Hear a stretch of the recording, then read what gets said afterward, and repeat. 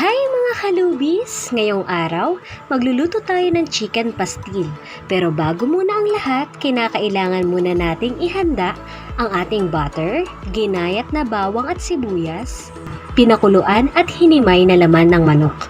So ngayon nga mga kalubis, ang ginamit nating parte ng manok ay yung breast part. Para madali lang siyang himayin, at kinakailangan din natin ng atswete gamit pang natural na pangpakulay sa ating chicken pastil. Tara na mga kalubis, simulan na natin ang pagluluto. Una, painitan muna natin ang gagamitin nating kawali sa pagluluto ng chicken pastil. At kapag mainit na ito, ilagay na natin ang ating butter. Hintayin lamang nating matunaw ang butter bago natin ilagay ang bawang at sibuyas. At pagkatapos, igisa-gisa muna natin ang ating bawang at sibuyas hanggang sa medyo mag-golden brown na ito. Mga kalubis, ang ginamit ko nga pala ditong butter ay unsalted po. Pag nakita na nating medyo golden brown na ang ating bawang at sibuyas, maaari nating ilagay ang hinimay na laman ng manok.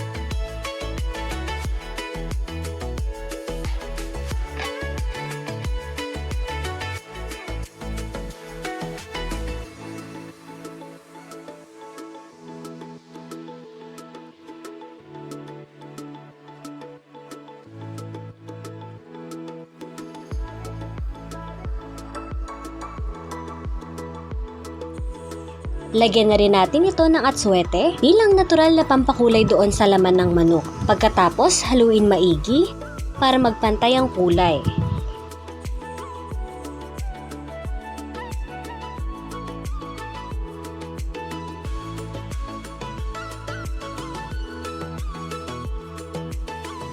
Lagyan na rin natin ito ng kaunting toyo.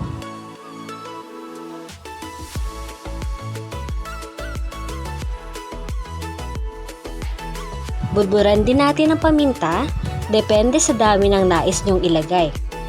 Ako kasi mga kalubis, gusto ko yung maraming paminta.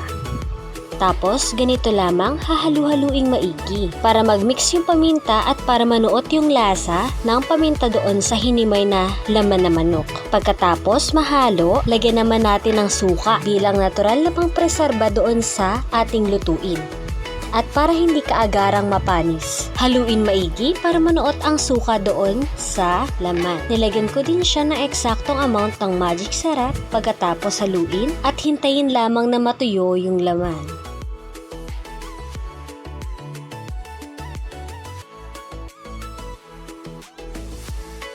Saka ko siya nilagyan ng asukal para mabalanse yung lasa.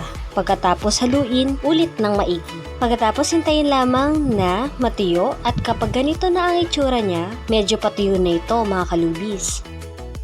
So ayan, tuyo na siya at pwede na siyang hanguin at ihain. So ayan mga kalubis, tikiman time! Ayan, ito na yung ating chicken pastil. Kung makikita nyo yung texture niya, tuyong-tuyo yung laman ng manok. Saktong-sakto siya sa mainit na kanin, lalo na kapag sa sinangag. Malasa, masarap, at saktong-sakto lang yung texture niya. Hindi ito agad-agad na papanis mga kalubis dahil meron tayo nitong nilagay na supa. Sakto at balanse lang yung mga nilagay nating ingredients mga kalubis. Not nanuot doon sa laman yung ating nilagay ng mga paminta, mga ingredients na ginamit natin. So yun lamang mga kalubis, bye-bye! Thank you for watching!